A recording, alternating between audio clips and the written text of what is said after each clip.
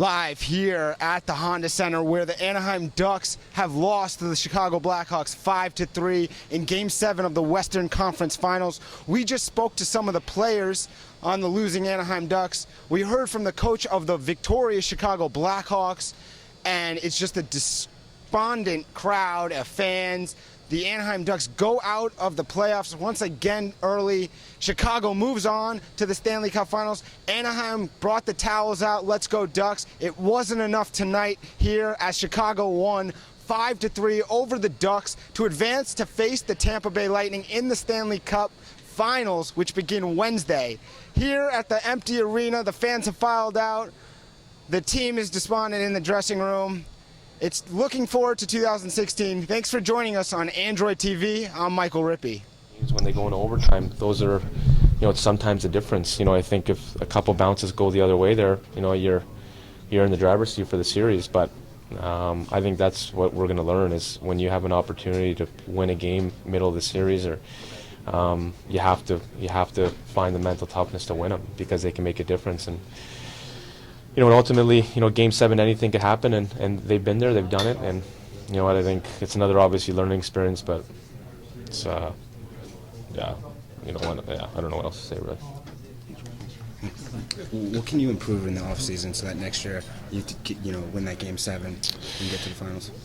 I don't know. As of right now, I'm not too sure what. I think they're tough games. I think they go either way, and it's. I don't know really what you improve on now. I think we'll see what happens. We weren't good enough.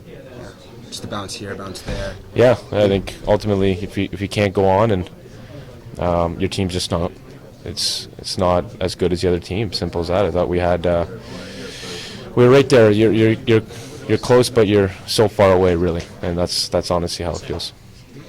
Is it hard sometimes, because the teams were so even all through it, that sometimes it is just fate?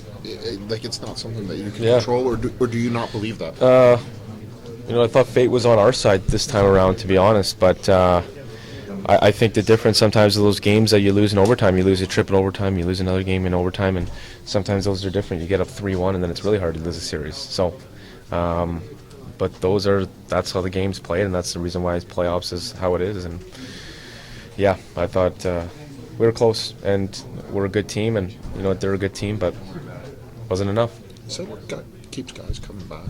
I mean, entering a Game 7 that there is a bad side to it, and you guys have experienced a lot, but every year everybody comes back and they believe. Is that just part of the whole process?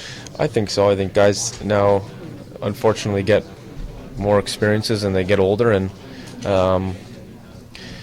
I don't really know what happened, to be honest. It's really tough to pinpoint it as of right now, and like I said, I think it's momentum is just a killer in these games, and once it happened and once they got a few goals, it was it's tough to come back.